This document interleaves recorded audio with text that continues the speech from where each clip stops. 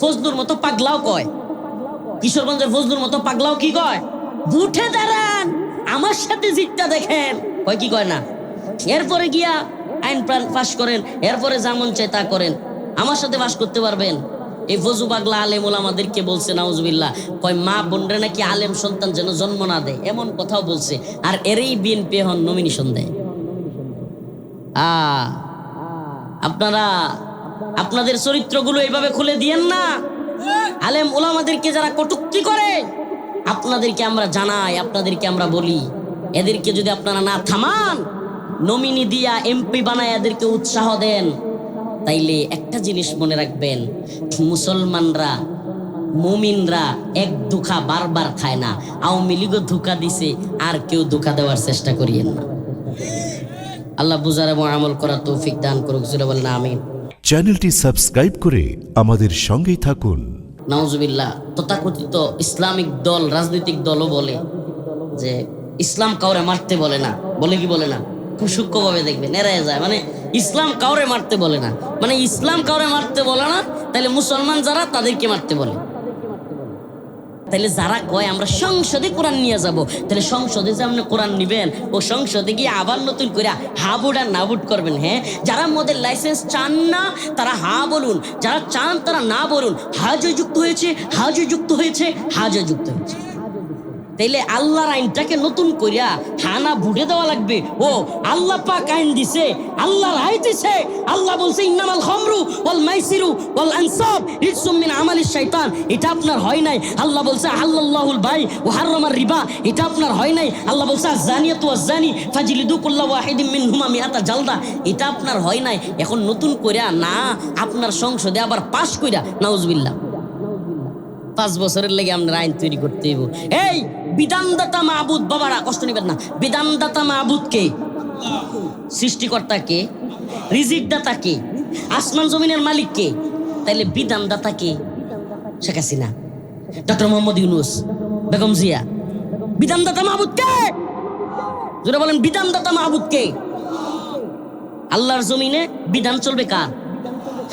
আল্লাহর জমিনে খায় আল্লাহ, আল্লাহর জমিনে পরি আল্লাহ, আল্লাহর জমিনে বাতাস আল্লাহ, আল্লাহর জমিনে আকাশ আল্লাহ, আল্লাহর জমিনে আলু আল্লাহ, আল্লাহর জমিনে সূর্য আল্লাহ, আল্লাহর জমিনে পানি আল্লাহ, সব আল্লাহর। বিধান দিব হাসিনা। কি হাস্যকর না? হুজুর কইল না, হুজুর কইল না। আমরা কি কই? আমরা কই আল্লাহর হুকুম ছাড়া কেউ কিছু করিতে পারে না, মানুষ কোনো কিছুই করতে পারে না আল্লাহর হুকুম ছাড়া, আল্লাহ সব করতে পারে মানুষের হুকুম ছাড়া। কই কি কই না? এখন সংসদে গণতন্ত্রে কয় না, মানুষের হুকুম ছাড়া আল্লাহ কিছুই করতে পারে না। নাউজুবিল্লাহ। কারণ সবাই মিলে ভোট দেন, হুজুর অত ইসলাম ইসলাম করেন না। আমি জামাত ইসলামের এক বক্তা ভাইকে দেখলাম, মুরব্বী মানুষ, আবুল কালাম আজাদ বাশার, উনি বলতেছেন যে হুজুররা নাকি যারা আমরা জিহাদের কথা বলি, যারা দাওয়া ইরশাদ জিহাদের পক্ষে কথা বলি, গণতন্ত্রের বিরোধিতা করি, যারা আমরা খিলাফতের কথা বলি, এরা নাকি জামাত ইসলামের ভোট নষ্ট কইরা, ইসলামপন্থীদের ভোট নষ্ট কইরা বিএনপির ভোট বাড়াইয়া দিতেছে। সূক্ষ্ম কৌশলে উনি এই কথাটা বললেন। আমি বলি শুনেন, 3 মাস যদি আমরা নির্বাচনের আগ পর্যন্ত গণতন্ত্র নিয়ে কথা বলা বন্ধ করে দেই, তাইলেও কি 300 আসনের মধ্যে 200 আসন আপনারা পাবেন? যদি পান তাইলে 300 আসনের মধ্যে 150, 151টাও যদি পান, ঠিক আছে, আগামী 3 মাস আমরা গণতন্ত্র নিয়ে কিছু কইলাম না, দেখি আপনারা কথা নিপান, আপত্তি নাই। আসিফ মাহমুদ সজীব ভুইয়া বলে নাই, আসিফ মাহমুদ সজীব ভুইয়া বলে নাই যে 5ই আগস্ট হাসিনা পালায় না গেলে আমরা সশস্ত্র বিপ্লবের ডাক দিতাম।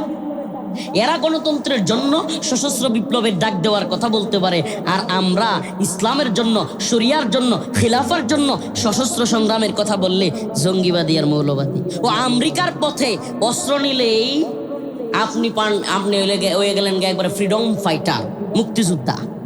আর যদি আল্লাহ এবং তার রাসূলের পক্ষে কথা বইলা অস্ত্রের কথা বলা হয়, তাইলে জঙ্গি। শুনেন, এই জঙ্গি জুজুর ভয় দেখাবেন না। ইনশাআল্লাহ এই ভূখণ্ডেও একদিন ইসলামী শরিয়া এবং খিলাফা প্রতিষ্ঠিত হবে। যুবকরা বুঝতেছে আলহামদুলিল্লাহ। এই গণতন্ত্র থেকে এই পচা বস্তা পচা চর্বিত চন্দ্রবর কুত্তার চামড়া গণতন্ত্র আস্তে আস্তে যুবকরা ঘৃণা করতেছে। আলহামদুলিল্লাহ বলেন। এই বস্তা বসা গণতন্ত্র এগুলো আমেরিকা শিখাই দিছে। যাও হুজুররা, তোমরাও চেষ্টা করো, তোমরাও প্রার্থী দাও, তোমরা যদি জিতো তাহলে কোরআনী শাসন প্রতিষ্ঠা করবা। নাউজুবিল্লাহ। হুজুর আমার আগে কি বইলা গেলেন যে জনগণের কাছে কি আল্লাহর আইনগুলো প্রতিষ্ঠা করব কি করব না, এটা জনগণের রায়ের কোনো মূল্য আছে? বুড়ার ডিমের মূল্য আছে? জনগণ চাইলো কি চাইলো না, এই জন্য আল্লাহর আইন কি প্রতিষ্ঠা হওয়া বন্ধ থাকবে? কথা কয় না। চ্যানেলটি সাবস্ক্রাইব করে আমাদের সঙ্গেই থাকুন। আসলে প্রিয় উপস্থিতি, একটা বিষয়, আমাদের উস্তাদ যেহেতু আমার আহলিয়ার উস্তাদ সেই হিসেবে, তো উনি একটা কথা বললেন যে লম্বা সময় আলোচনা। হুজুরের কথার বিরোধিতার জন্য নয়, আমি একটু ভিন্ন নজরিয়া প্রকাশ করছি। আমি একটার পর কোনো মাহফিল হোক এটার পক্ষে না। আমি ব্যক্তিগতভাবে মনে করি একটার আগে যে কোনো মাহফিল শেষ করে দেওয়া দরকার। এটা আমার না, অনেক বর্তমানে তরুণ প্রজন্মের অনেক আলেমদের মত। কেন জানেন? দেখা যায় কি অনেক জায়গায় আপনার কীর্তনের নামে, কিংবা যেহেতু এটা নেত্রকোনা সদর হিন্দু অধ্যুষিত, বিভিন্ন নাম দিয়া কিছু আপনার মাজার পূজারি বন্ড বাউল টাউল আছে, এরা দেখবেন নিজেদের বাড়িতে, মুসলমানদের বাড়িতে করতে না পারলে হিন্দুদের বাড়িতে গিয়া কীর্তনের নাম দিয়া শত শত মানুষ নিয়ে, মহিলা টহিলা নিয়ে, এরপরে নাচানাচি লাফালাফি গান গায়, চিল্লায়। তারপরে আবার দেখা গেছে নাউজুবিল্লাহ নেশা করে, অশ্লীল অঙ্গভঙ্গিতে নাচানাচি করে। যখন আপনি বিরোধিতা করতে যাইবেন, এদের তো যেহেতু ধর্ম নাই, আর যারা সনাতন ধর্মের দাবি করে, আসলে আপনি কথা বলে দেখবেন ইসলাম ব্যতীত, মুসলমান ব্যতীত অন্যরা আসলে ধর্মের এতটা কোনো আসলে তোয়াক্কা করে না, বা আসলে ধর্মটা কি এটাই বুঝে না অনেকে। তো এরা তখন বলে যে আমরা কীর্তন করলেই দোষ, আর হুজুররা রাত্র 2টা-3টা পর্যন্ত ওয়াজ মাহফিল করে, চিল্লাচিল্লি করে, বলে কি বলে না? যদিও এটা দিনই পরিবেশে, দিনই আলোচনা, দিনই কাজ, কিন্তু আমি মনে করি যে কোনো প্রোগ্রাম রাত 12টার পরে হইলে নির্দিষ্ট গণ্ডির মধ্যে হওয়া চাই। এই যে অনেকেই আপনারা মাইন্ড করতে পারেন যে হুজুর অন্যরাও আপনাদের দিনই আলোচনা শুনলো, কোরআনী আলোচনা শুনলো, এটা শুই না হেদায়েত পাইলো, অনেক কিছু বলতে পারেন আপনি, কিন্তু রিয়েলিটি বাস্তবতা হলো অনেকে অসুস্থ থাকে, অনেক গড়ে মানে ঘুমের কষ্ট হয়, অনেক মানুষ আছে আসলেই তারা মাহফিলটা এত রাত পর্যন্ত হোক সেটা চাচ্ছে না, তখন একটা মানে হিতে আরো বিপরীত হয়। তো আপনারা তো এখানে যারা বসে আছেন তারা কিন্তু ঠিকই দিনী আলোচনা শোনার জন্য। এই জন্য যদি কেউ একটার পরে মাহফিল করে, আমার ব্যক্তিগত মত হইল তাইলে যেন সাউন্ড নির্দিষ্ট একটা এরিয়ার ভিতরে থাকে, এটা হলে সুন্দর হয়। এখন আমাদের মুরব্বীরা বললে আমরা তো, আমি আজকে হুজুর বলছে মৌদামে প্রোগ্রাম ছিল, আসলে প্রোগ্রামটা বাতিল হয়ে গেছে আরো আগেই, ওনারা জানাইছিল যে হুজুর গতকালকে 4 তারিখ আমাদের শেখুল হাদিস আল্লামা মামুনুল হক সাহেব হুজুর আমাদের পূর্বধলায় আসবেন। তো আমরা সবাই পূর্বধলা শহরেই যেহেতু প্রোগ্রাম ছিল, পূর্বধলার পাশেই, সবাই ওই প্রোগ্রামের প্রস্তুতি বিভিন্ন কাজ নিয়ে ব্যস্ত থাকতে হবে, তো আমরা এই প্রোগ্রামটা করতে পারবো না। অনেক আগেই ওরা বলছে, ওই কর্তৃপক্ষ ওই মাহফিলের সাথেও জড়িত, শায়েখ আসবে যে প্রোগ্রাম। তো আমি বললাম ঠিক আছে। তো ওই মাহফিল বাতিল হয়ে গিয়েছিল, আমি আমার আহলিয়াকে ডাক্তারের কাছে নিয়ে গেছি এবং শ্বশুর বাড়িতে ছিলাম, কুমরিতে ছিলাম। আমি হুজুরে বলেই রাখছি যে হুজুর আমার যখন বলবেন তখন আসবো। তো ওনারা বলছেন যে 12টায় আসলেই হবে। তো যাই হোক, আমি আপনাদের সামনে একটা আয়াত কারিমা তিলাওয়াত করেছি। আমি আবারও আমার আলোচনায় যাওয়ার আগে এই কথাটা বলতেছি যে লম্বা সময় আলোচনার পক্ষে আমি না। এটার কয়েকটা কারণ, এর মধ্যে একটা কারণ এটাও যে আল্লাহ মাফ করুক আমরা অনেকেই ফজর মিস করি। এটার অনেকটা কারণ এটাও যে না ঘুমায়া দেখা যায় 2টা-2:30 পর্যন্ত মাহফিলটা চলে, পরে গিয়া ঘুমায়। হুজুর কিছু মনে নিয়েন না, আমি দেখছি এটা পরীক্ষিত আমি, যে যারা নামাজ পড়ে না এরা তো পড়েই না, আর যারা নামাজ পড়তো এরাও মাহফিলের দিন ফজর নামাজ পড়ে।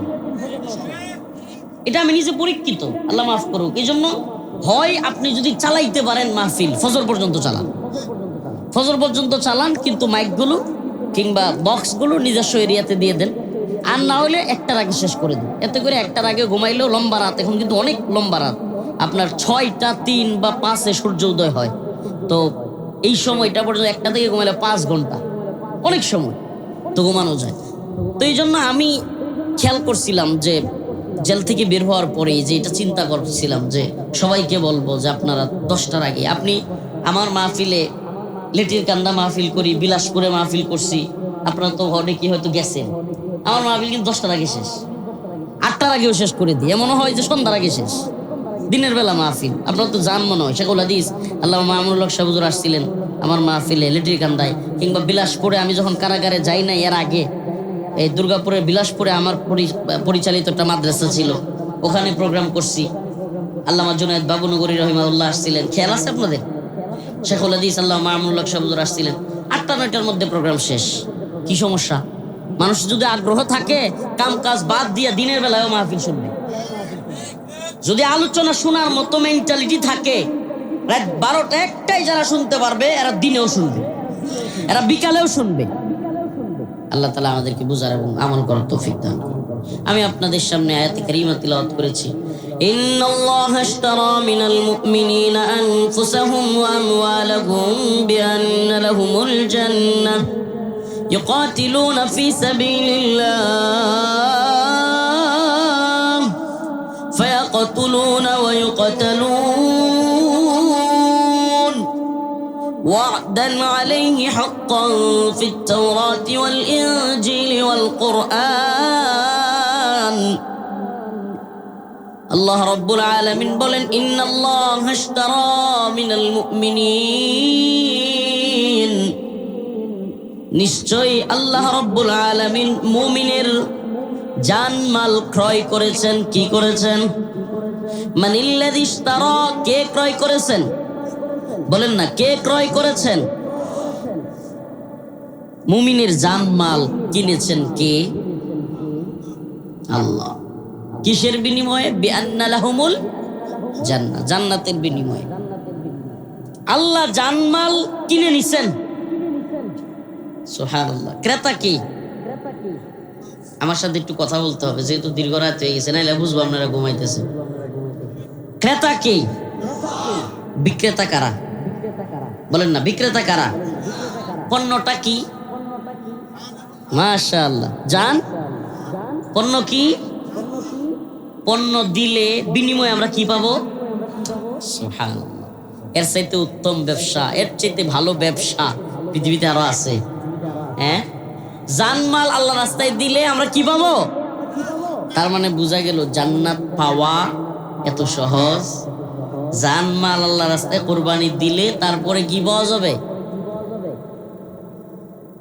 এখন তো জানমাল দেওয়ার যে রাস্তা, এটা বন্ধ হয়ে গেছে। কেমনে বন্ধ হয়ে গেছে? আল্লাহর যে রাস্তা, এই রাস্তাকে জঙ্গিবাদী, মৌলবাদী, উগ্রবাদী বইলা এই রাস্তা বন্ধ করে দেওয়া হয়েছে। মুসলমান এখন এই রাস্তা বুঝেই না। এই রাস্তার আলোচনা যারা করে এরাও জঙ্গি, এই রাস্তার আলোচনায় যারা লাইক দেয় এরাও জঙ্গি, এই রাস্তার কথা যারা বলে কিংবা সরাসরি প্রস্তুতি নেয় এরা তো বড় জঙ্গি। কিন্তু এমন ছিল না সময়। আমি আপনাদেরকে একটা কারগুজারি শোনাই। আমার যেদিন ফার্স্ট বাড়ি থেকে ধরে তুলে নিয়ে যায় র্যাব 1 উত্তরায়, তখন র্যাব 1-এর উত্তরার দোতলায় একের পর এক রিমান্ডে আমাকে জিজ্ঞাসাবাদ চলতেছিল, একজনের পর একজন। একটা অফিসার আসে এক র্যাঙ্কের, তারপরে সে পাল্টায় যায়, আরেকজন আসে, এভাবে চলতেছিল। হঠাৎ করে একজন অফিসার বলেই ফেললো, হুজুর আপনারা যে করেন, বয়ান করেন, কোরআনে হাদিসের মধ্যে রাসূলুল্লাহ সাল্লাল্লাহু আলাইহি ওয়াসাল্লাম কি জীবনে মানুষরা মারছে? কোথায় আছে কথা? নাউজুবিল্লাহ বলবেন। আপনারা যে মানুষরে মারার কথা বলেন, হত্যার কথা বলেন, কোরআনে এগুলা আছে? দেখবেন এখন আমাদের নাউজুবিল্লাহ তথাকথিত ইসলামিক দল, রাজনৈতিক দলও বলে যে ইসলাম কাউরে মারতে বলে না। বলে কি বলে না? খুব সূক্ষ্মভাবে দেখবেন এড়ায় যায়। ইসলাম কাউরে মারতে বলে না, ইসলাম কাউরে মারতে বলে না, তাহলে মুসলমান যারা তাদেরকে মারতে বলে। বলতেছে, হুজুর আপনারা যে বলেন রাসূল জীবনে কোনোদিন কাউকে মারতে গেছে, এটা ইতিহাস দেখাইতে পারবেন? র্যাব র্যাব র্যাব ওয়ানে উত্তরায়। তখন আমি একটু বলছি যে আপনার কাছে তো মোবাইল আছে। আমি বললাম কয় জি আছে। আমি বলছি একটু বদরের ইতিহাসটা একটু পড়েন। সুবহানাল্লাহ বলবেন। আমি ডিরেক্ট বলছি, কোট করে বলতেছি। আজকে মনে হয় ফার্স্ট টাইম এইভাবে ওই কথাটা আমার বদরের করতেছিলাম। তো আজকে আপনাদের সামনে এটা বলে ফেললাম, মনে আসলো যে আমাকে বলতেছে হুজুর একটা ঘটনা দেখাইতে পারবেন আপনারা? কোথায় মানুষকে উত্তেজিত করে ফেলেন আপনারা? আপনারা অজদায় মানুষকে উত্তেজনা তৈরি করে হাঙ্গামা সৃষ্টি করেন। রসুল করে মারে মারে মারছে গেছে মারতে। তখন আমি বললাম বদর যুদ্ধের ইতিহাস একটু দেখেন, একটু দেখেন। বদরে সেই আবু সুফিয়ানের কাফেলা আসতেছিল, যুদ্ধের জন্য নয়। ইতিহাস পড়বেন। আল্লাহ মাফ করুক, পশ্চিমাদের ডলার খাইতে খাইতে এদেশের গোয়েন্দা সংস্থা, এদেশের প্রশাসন কিংবা তথাকথিত সুশীল তথাকথিত এলিটরা আমেরিকান ডলার খাইতে খাইতে এদের অন্তর পৌঁছে গেছে। এদের অবস্থা হয়ে গেছে এমন, আমি এদেরকে বলি আমেরিকা কিংবা পশ্চিমাদের পালিত বালক।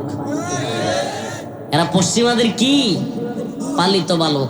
এরা দেখবেন শুধু কথা বললেই কিছু বলবেন আপনি, এরা ইসলামের কথা বলবে না, কোরআনের কথা বলবে না, রেফারেন্স হিসেবে দলিল হিসেবে আল্লাহ রসুলের হাদিস পেশ করবে না, সাহাবাই কেরামের ইতিহাস তুলে ধরবে না।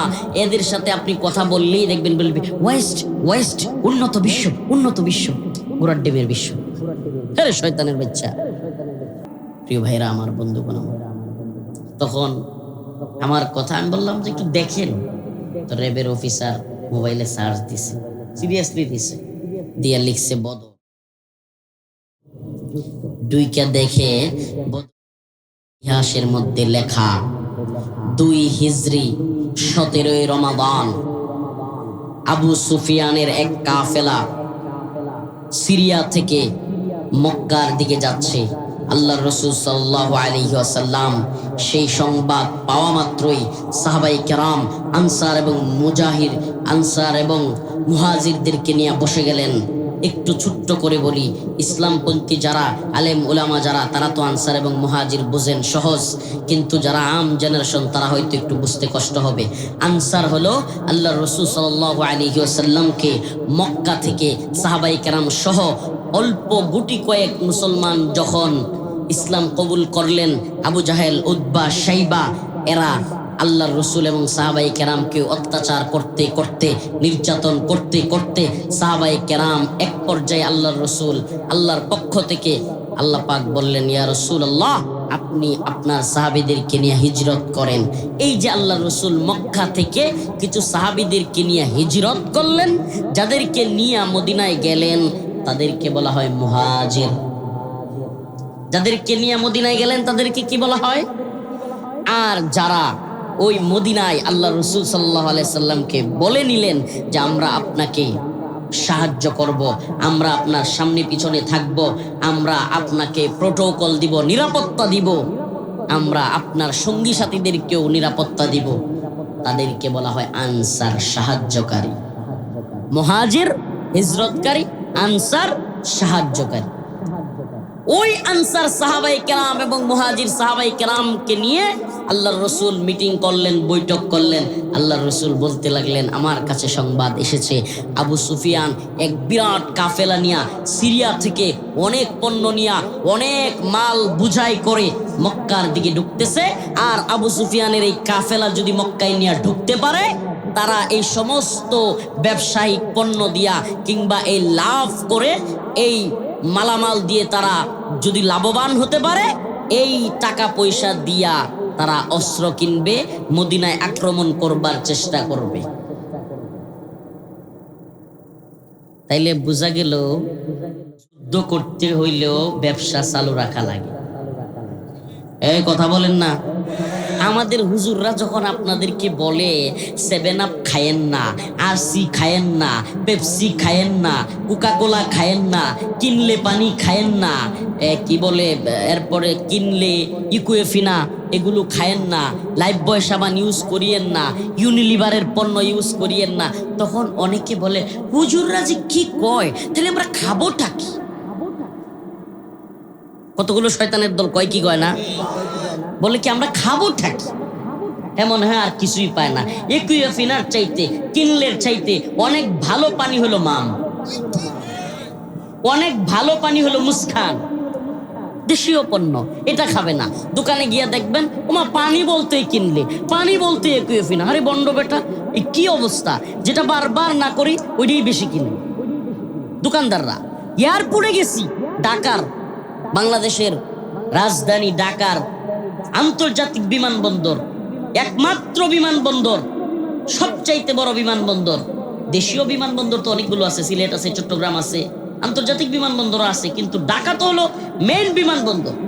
এই ঢাকা শাহজালাল আন্তর্জাতিক বিমানবন্দরে আপনি শুনলে অবাক হবেন, যারা গেছেন বলতে পারবেন একুইফিনা কিনলে ছাড়া কোনো পানি নেই। কি আশ্চর্য, শুধু একুইফিনা আর কিনলে, আর কোনো পানি নেই, কোনো পানি নেই। তার মানে আপনাকে পানি খাইতে হলে কি করতে হবে, ইসরায়েলি পণ্যই খাইতে হবে, মানে আপনারা বাধ্য করবে। চিন্তা করছেন এই সুদূর বাংলাদেশেও এই ইসরায়েলিদের, এই ইহুদিদের কি পরিমাণ আধিপত্য। আপনাদেরকে বলি, কেন বলি, ওই যে আল্লাহর রাসূল সাল্লাল্লাহু আলাইহি সাল্লাম আবু সুফিয়ানের কাফেলা আক্রমণ করলেন, উদ্দেশ্য কি? আবু সুফিয়ান ওই কাফেলা যদি মক্কায় ঢুকে এই ব্যবসায়িক ফায়দা নিয়া, অর্থ দিয়া অস্ত্র কিনবে, তলোয়ার বানাবে, ঢাল বানাবে, তীর বানাবে, এগুলো দিয়া ঘোড়া কিনবে।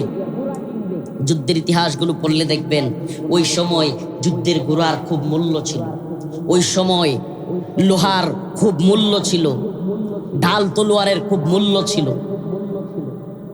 প্রিয় ভাইরা আমার, সাহাবায়ে কেরামের জিহাদের ইতিহাস পড়লে দেখবেন ওনারা অনেক সময় ঢাল তলোয়ার পর্যন্ত জমা রাখতেন।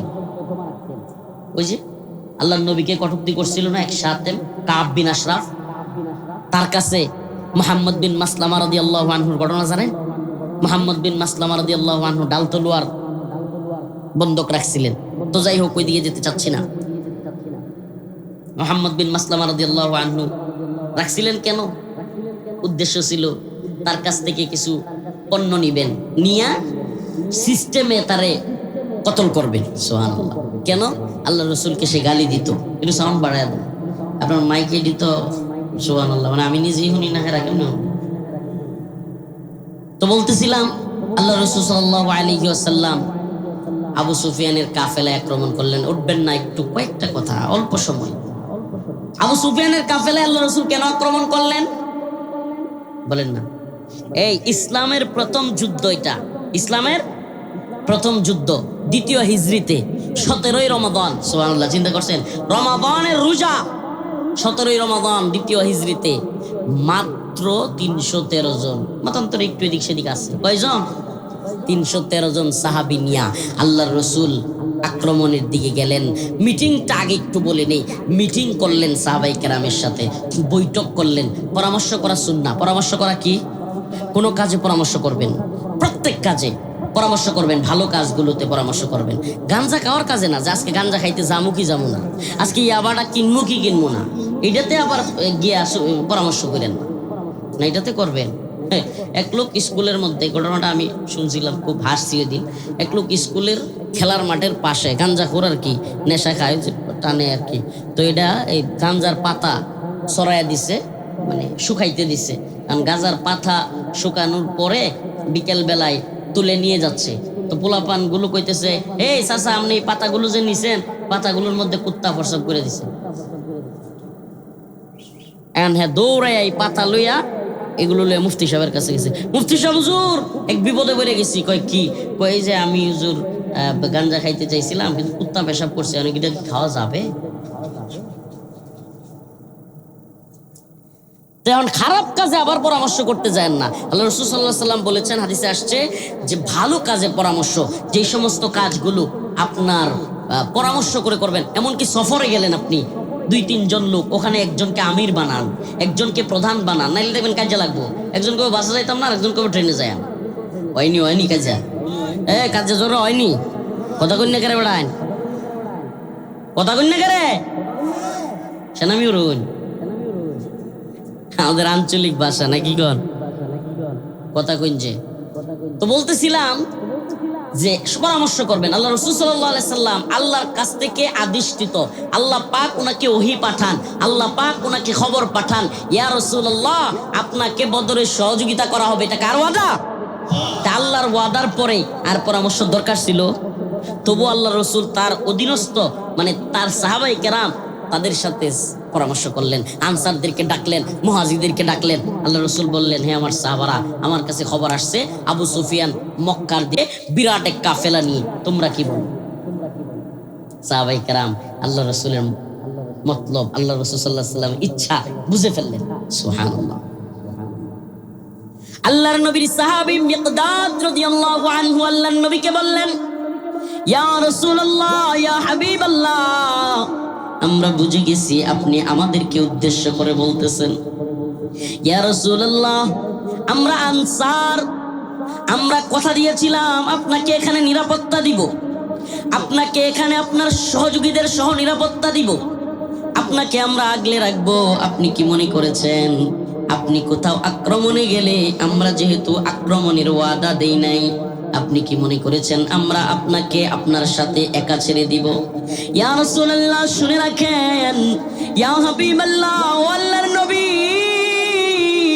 আপনি জেনে রাখুন আমি মিকদাদ নয়, আমরা সমস্ত আনসাররা আপনার সামনে আছি, আপনার পিছনে আছি, আপনার ডানে আছি, আপনার বামে আছি। ইয়া রাসূলুল্লাহ, আপনি যদি বলেন হাবশায় যেতে, আমরা সেখানেও আপনার সাথে যাব। হযরত সাদ রাদিয়াল্লাহু আনহু বললেন, ইয়া রাসূলুল্লাহ, আমরা আপনাকে বনি ইসরাইলের মতো এই কথা বলবো না। বনি ইসরাইলকে যখন মুসা আলাইহিস সালাম যুদ্ধের কথা বলেছিল, তখন বনি ইসরাইল বলেছিল, মুসা তুমি যুদ্ধ করো তোমার আল্লাহরে লইয়া, তোমার আল্লাহ তো সব পারে। নাউজুবিল্লাহ, তোমার আল্লাহ তো সব পারে, যাও তোমার আল্লাহরে লইয়া যুদ্ধ করো, আমরা ঘরে বসে থাকি। ইয়া রাসূলুল্লাহ, আপনাকে আমরা এই কথা বলবো না, একা একা যুদ্ধ করেন। ইয়া রাসূলুল্লাহ, আপনি যদি আপনার ঘোড়া নিয়া নদীতে জাপ দেন, আমরাও আপনার সাথে নদীতে জাপ দিব, দ্বিধা করব না। সুবহানাল্লাহ বলবেন। আল্লাহর নবীর সাহাবায়ে কেরাম যখন তৈরি হয়ে গেলেন, আল্লাহর নবী যাই বলবেন তাই করবেন। 313 কতজন? 313। এই সংবাদ আবু সুফিয়ানের কানে চলে গেল। আবু সুফিয়ান খুব চতুর মানুষ ছিল।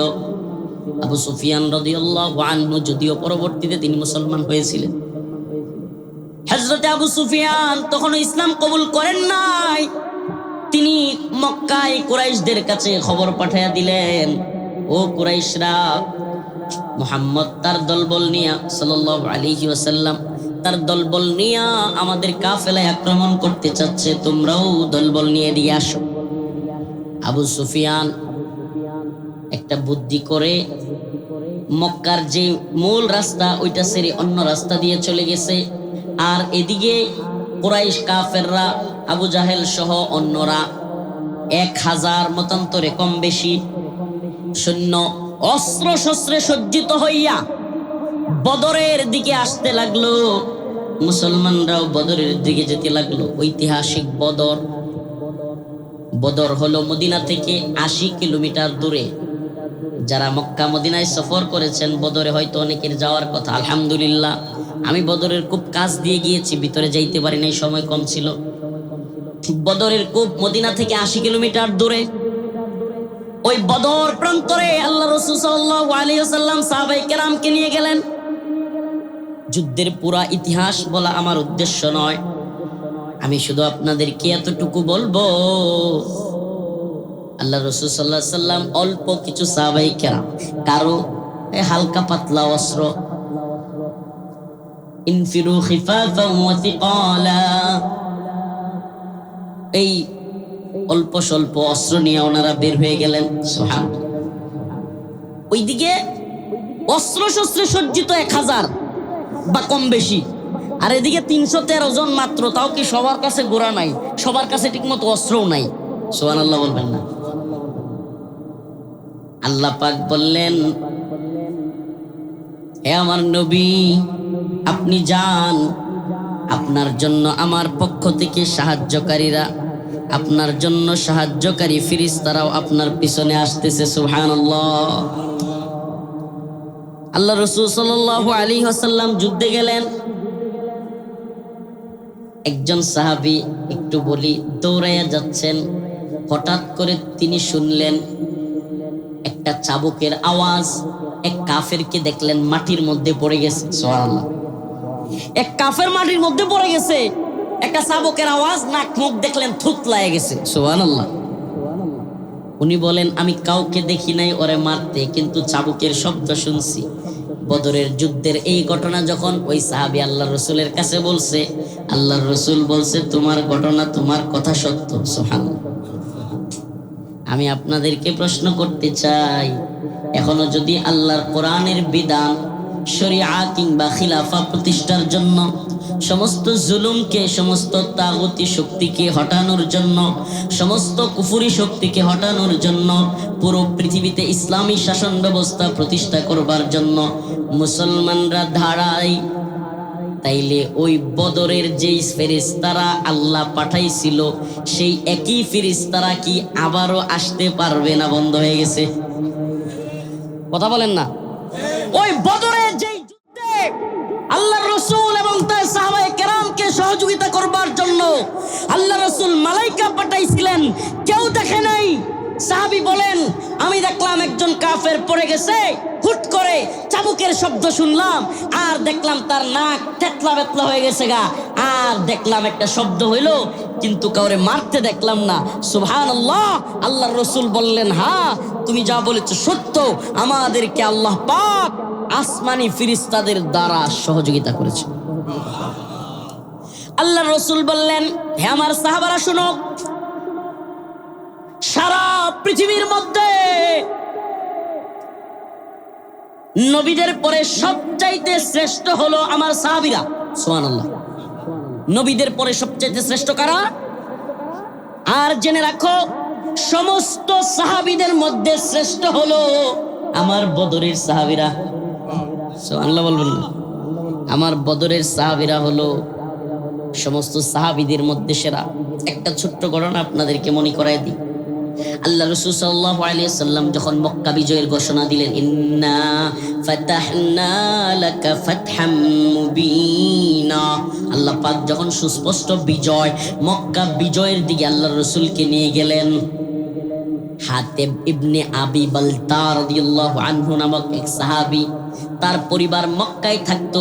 তিনি তাদের কাছে গোপনে একটা খবর পাঠানোর জন্য গোয়েন্দাগিরি কইরা তার পরিবারের কাছে খবর পাঠায়া দিলেন, যেন তারা যেন ভালো থাকে। আল্লাহ রাসূল সাহাবাদেরকে পাঠালেন, উনি যাইনা গেলেন এক মহিলার কাছে। হাতেব ইবনে আবি বালতা একটা চিঠি দিয়েছে, সাহাবায়ে কেরাম গিয়া মহিলার ঠাস করে ধরলেন। ধরার পরে মহিলা চিঠি বের করতে চায় না। রাসূল যেহেতু বলে দিয়েছেন সাহাবায়ে কেরামও ছাড়ে না, জোরাজুরি কইরা মহিলার কাছ থেকে ওই চিঠি বের করলেন। এরপরে হযরত ওমর আল্লাহর নবীরে বলেন, ইয়া রাসূলুল্লাহ আমারে অনুমতি দেন, হাতেব ইবনে আবু বালতার গার ফালায়া দিই। আল্লাহ রাসূল সাল্লাল্লাহু আলাইহি ওয়াসাল্লাম বলেন, হে ওমর তুমি কি জানো না হাতেব ইবনে আবু বালতা হইল বদরের সাহাবী? সুবহানাল্লাহ বলেন। বদরি সাহাবীরা কতটা শ্রেষ্ঠ ছিল। হাতেব ইবনে আবি বালতাকে আল্লাহ রাসূল বললেন, বদরি সাহাবী হাতেব ইবনে আবি বালতা তুমি জানো না? সময় শেষ, সংক্ষিপ্ত আলোচনা এখানেই শেষ করে দিব। তার আগে আর দুই একটা কথা আপনাদেরকে বলি, আমাদের জানতে মনে চায় বদরে যে সাহাবায়ে কেরাম ৩১৩ জন যুদ্ধ করতে গিয়েছে, অল্প সংখ্যক সেই সাহাবায়ে কেরাম যুদ্ধে ১,০০০ সৈন্য সংখ্যাওয়ালা এত বড় দল বল তাদেরকে পরাজিত করতে পেরেছিল না পারে নাই? শুধু কি পরাজিত করেছিল? শুধু তাই না, আল্লাহ রাসূলের সাহাবায়ে কেরাম সেদিন ৭০টা কাফেরকে জাহান্নামে পাঠিয়েছিল, ৭০ জনকে বন্দী করেছিল। অল্প ১০-১২ জন সাহাবী সেদিন শহীদ হয়েছিলেন। সুবহানাল্লাহ। এত বড় বিজয় এসেছিল। আমার জানতে মনে চায় ট্যাঙ্ক, বিমান, কামান, যুদ্ধ বিমান কিংবা বিরাট অস্ত্রে সজ্জিত তখন তো এগুলো ছিল না। ঘোড়া বহর কিংবা অনেকগুলো তলোয়ার, অনেক যানবাহন, অনেক মালামাল, অনেক ডাল, তলোয়ার, অস্ত্র, তীর ছিল না। আল্লাহ পাক বিজয়ী করেছেন। আল্লাহর ওয়াদা, কাম মিন ফিয়াতিন কালিলাতিন গালাবাত ফিয়াতান কাসীরাতান বিইذনিল্লাহ। আল্লাহ পাকের ওয়াদা হলো, ও মুসলিম উম্মাহ, তোমরা যদি ছোট্ট দল হও কিন্তু আল্লাহর পথে জিহাদ করবার জন্য তৈরি হও, ছোট্ট দলকেও আমি বড় বড় দলের বিরুদ্ধে বিজয়ী করি। সুবহানাল্লাহ। তাইলে বোঝা গেল আল্লাহর পক্ষ থেকে দিন বিজয়ী করবার পথ আল্লাহ দিছে, না দেয় নাই? বুঝছি। একটা বাজ্যা গেছে, ঘুম ধরতেছে, আমারও ঘুম ধরতেছে, মাথা ঘুরাইতেছে। যাই আমি গিয়া হসপিটালে ঘুরতে ঘুরতে রিপোর্ট আলটা এটা সেটা করতে করতে মাথা মুথা ঘুরাইতেছিল। এই রাত্রে গোসল করছি, চলে যাব। তার আগে শুধু এতটুকু বলে যাই, যারা শরীক হয়েছে তাদেরকে যেমন আল্লাহ পাক ফেরেশতা দ্বারা সহযোগিতা করেছে, আজকের দুনিয়াতেও যদি কেউ জিহাদ ফি সাবিলিল্লাহ প্রকৃত পক্ষেই কাফের মুশরিকদের বিরুদ্ধে ধর্মীয় যুদ্ধে অবতীর্ণ হয়, আল্লাহ তাদেরকেও সহযোগিতা করবে না? করবে না?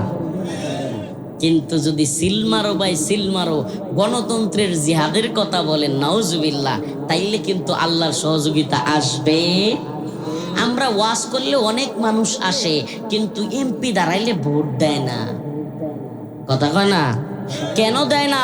এটার একটাই কারণ, এটা রাসূলুল্লাহ সাল্লাল্লাহু আলাইহি সাল্লামের পথ না।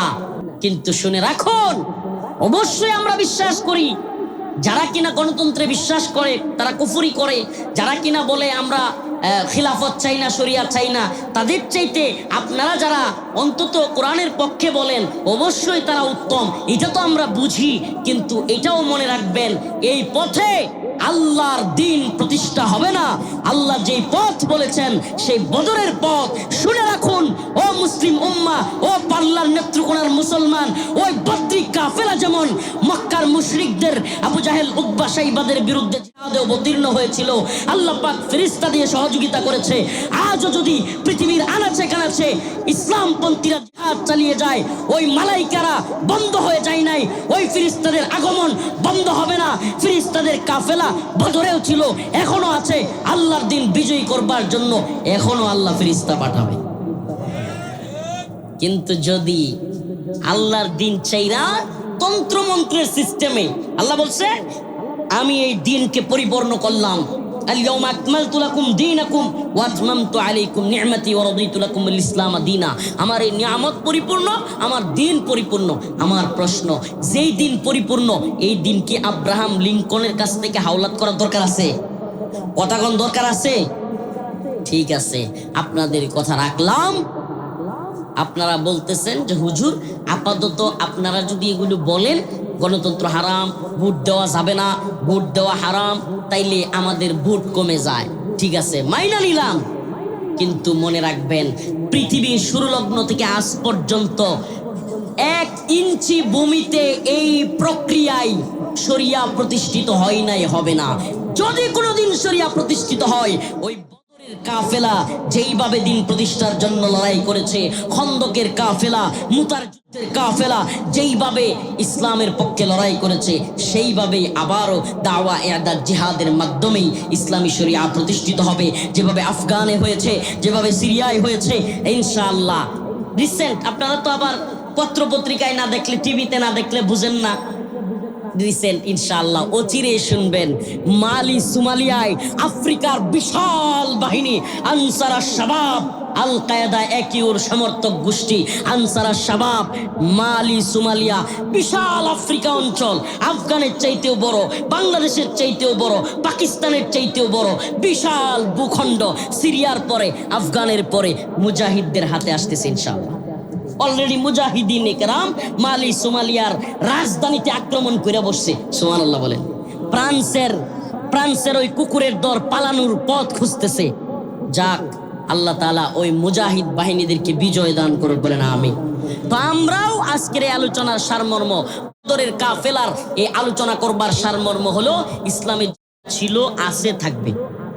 আল জিহাদু মাদিন ইলা ইয়াউমিল কিয়ামা। জিহাদ কিয়ামতের আগ পর্যন্ত চলবে নাকি বন্ধ?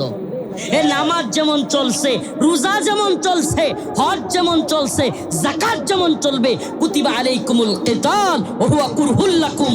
আল্লাহ বলেন তোমাদের উপর যুদ্ধ যুদ্ধ যুদ্ধ, জিহাদ বলে নাই। জিহাদ বললে তো নফসের জিহাদ বইলা, বন্ডামি কইরা, মুনাফিকি কইরা আল্লাহর কিতালকে লুকায় ফেলতে পারেন। এজন্য আল্লাহ বলছে কুতিবা আলাইকুমুল কিতাল, তোমাদের উপর কিতাল ফরজ, ওয়া হুয়া কুরহুল লাকুম, যদিও তোমরা তা অপছন্দ করো। আসা আন তাকরাহু শাই'আন ওয়া হুয়া খায়রুল লাকুম, জেনে রাখো তোমরা যেটার মধ্যে অকল্যাণ মনে করো, আসা আন তাকরাহু শাই'আন, অপছন্দ করো, ওয়া হুয়া খায়রুল লাকুম, আল্লাহ বলেন এটার মধ্যে কল্যাণ থাকতে পারে। সুবহানাল্লাহ। আসা আন তুহিব্বু শাই'আন ওয়া হুয়া শাররুল লাকুম, আর তোমরা যেটার মধ্যে অকল্যাণ, তোমরা যেটা পছন্দ করো, আসা আন তুহিব্বু শাই'আন, তোমরা এটা ভালোবাসো, ওয়া হুয়া শাররুল লাকুম, সেটার মধ্যে ক্ষতি থাকতে পারে। সুবহানাল্লাহ। আল্লাহ কোনটার মধ্যে ভালো, কোনটার মধ্যে মন্দ, এটা জানেন কে? বলেন না, জানেন কে? হুজুর আপনারা কেমনে জিহাদ করবেন? খালি জিহাদের বক্তব্য দেন। বাংলাদেশে জিহাদটা করবেন কার সাথে? বন্ডের দল বলে কি বলে না? আস্তাগফিরুল্লাহ। আল্লাহ এদেরকে হেদায়েত দান করুন। আর হুজুর বলেন আমিন। বাংলাদেশে জিহাদ করব কার সাথে? মানে অবশ্যই হাসিনার বিরুদ্ধে জিহাদ হয় নাই? পোলাপান লাঠি ছুটা নিয়ে যেমনি পারে, আপনি ঠিক আছে বুমান কামান এডি নিয়ে নামতে পারেন নাই, তাইলে ইসলাম প্রতিষ্ঠার পথ হুজুর কিভাবে করবেন? আপনার তো অস্ত্র নাই, আপনার তো এই নাই সেই নাই, জঙ্গি বিমান নাই, কামান নাই, ড্রোন নাই, হেলিকপ্টার নাই, এগুলা বলে কি বলে না? এগুলা যারা বলে এদের কথাগুলো অনেকটা ওই মক্কার মুনাফিকদের সাথে মিলে যায়। আল্লাহ রসুল যখন বলতেন যে আমরা, আমার চোখে ভাসতেছে ওই যে রোম বিজয়ী হচ্ছে, রোমের প্রাসাদগুলো আমি দেখতেছি, পারস্য বিজয়ী হচ্ছে, রোমের পারস্যের প্রাসাদগুলো আমি দেখতেছি, তখন মক্কার মুনাফিকরা কিন্তু হুজুর এটি কি কয় পাগলের দল, রোম, তৎকালীন রোম কত পাওয়ারফুল, এটা নাকি বিজয় করব, হাসতো। তো এখন আমরাও যখন দাওয়ায় জিহাদের কথা বলি, কিছু লোক হাসে, কয় হুজুর এদের অস্ত্র নাই, কিচ্ছু নাই, এদেরকে কি বলে মুরগির বাচ্চার মতো দইরা র্যাব লয়ে জায়গা, এদের কিচ্ছু নেই, এরা বলি জিহাদ করবো। কয় কি কয় না? সুবহানাল্লাহ। আমরা বলি শোনো, আমাদের একটা জিনিস আছে যেটা সাহাবায়ে কেরামের ছিল, আমাদের একটা জিনিস আছে যেটা ওলিয়া আউলিয়াদের ছিল, তাবেঈদের ছিল। আলহামদুলিল্লাহ, আলহামদুলিল্লাহ, ঈমানি দৌলত আছে। এই ঈমানি দৌলত দিয়ে আমরা বিশ্বাস করি ভারত আমগর গোড়ার ডিম করতে পারবো না, আমেরিকা আমগর গোড়ার ডিম করতে পারবো না, আল্লাহ চাইলে সবগুলো পরাজিত হইব। আচ্ছা বলেন, ৩১৩ জন মানুষ অস্ত্র শস্ত্র কম লইয়া ওই যে বদরে হাজার হাজার সৈনিকের লগে যুদ্ধ করতে গেল গা, অনেকেই কয় ১,০০০ সৈনিক। আমি বলি তৎকালীন পুরো পৃথিবী ছিল এই ৩১৩ জনের বিরুদ্ধে। কারণ এই ৩১৩ জন ছাড়া রাসূলুল্লাহ সাল্লাল্লাহু আলাইহি সাল্লাম একটা হাদিসে বলেন নাই দোয়ার সময়, আল্লাহ আপনি যদি আজকে আমাদেরকে পরাজিত করেন, এই ৩১৩ জন যদি ধ্বংস হয়, আপনার ইবাদত করার মতো একজনও থাকবে না। বলে নাই? বলে নাই? তাইলে এই ৩১৩ জনের বিরুদ্ধে তৎকালীন পুরো পৃথিবী ছিল কি ছিল না? কারণ এই ৩১৩ জন সারা যারা ছিল কাফের, সমস্ত সম্প্রদায় তো কাফের ছিল। তাইলে এত এত কাফেরের বিরুদ্ধে অল্প স্বল্প অস্ত্র নিয়ে আজকের জামানায় যদি যুদ্ধে যাইতো, তাইলে আজকের জামানার মুনাফিক, গণতান্ত্রিক মুনাফিক যেগুলো, এরা কি কইতো? সুবহানাল্লাহ, আস্তাগফিরুল্লাহ। কথাটা বলতে কেমন লাগে, আল্লাহর রাসূলের পর্যন্ত এরা টিটকারি মারতো। আজকের জামানায় ৩১৩ জন মানুষ কম অস্ত্র লইয়া যদি হাজার হাজার সৈনিকের বিরুদ্ধে, অস্ত্র শস্ত্রে সজ্জিত পাওয়ারফুল বাহিনীর বিরুদ্ধে যুদ্ধে যাইতো, এই পাগলের দল, এই মুনাফিকের দল আল্লাহ রাসূলের নিয়ে টিটকারি মারতো। শিউর থাকে। আল্লাহ এদের থেকে আমাদেরকে হেদায়েত দান করুন। আরো জোরে বলেন আমিন। আমরা সেই বদরি কাফেলার উত্তরসূরি, সেই বদর শুরু হয়েছে ইনশাআল্লাহ। আল্লাহ কোরআনের মধ্যে বলেছেন ওয়াকাতিলুহুম হাত্তা লা তাকুনা ফিতনা ওয়া ইয়াকুনাদ দীনু কুল্লুহু লিল্লাহ। যতদিন না পর্যন্ত আল্লাহর জমিনে আল্লাহর বিধান প্রতিষ্ঠিত না হবে, যতদিন না পর্যন্ত আল্লাহর জমিনে সমস্ত ফিতনা, সমস্ত কুফর, সমস্ত শিরিক, সমস্ত তাগুতি সিস্টেম ধ্বংস না হবে, আল্লাহর জমিনে আল্লাহর আইন বাদ দিয়া সংসদের আইন তৈরি হবে, সংসদের এই ঈমান বিধ্বংসী আইনগুলো যতদিন ধ্বংস না হবে ততদিন জিহাদ চলবে। ততদিন কি চলবে? আপনি বলবেন সেকুলারিজমের কথা, আপনি বলবেন সমাজতন্ত্রের কথা, আপনি গণতন্ত্রের কথা বলবেন, আপনি জাতীয়তাবাদের কথা বলবেন, আপনি বিভিন্ন মতবাদের কথা বলতে পারবেন, আমি কি জিহাদের কথা বলতে পারবো না? আমি কি শরীয়তের কথা বলতে পারবো না? আমি খিলাফতের কথা বলতে পারবো না? আরে ভাই, আপনারটা তো আপনি বলছেন, আমি আমারটা বলতে দেন।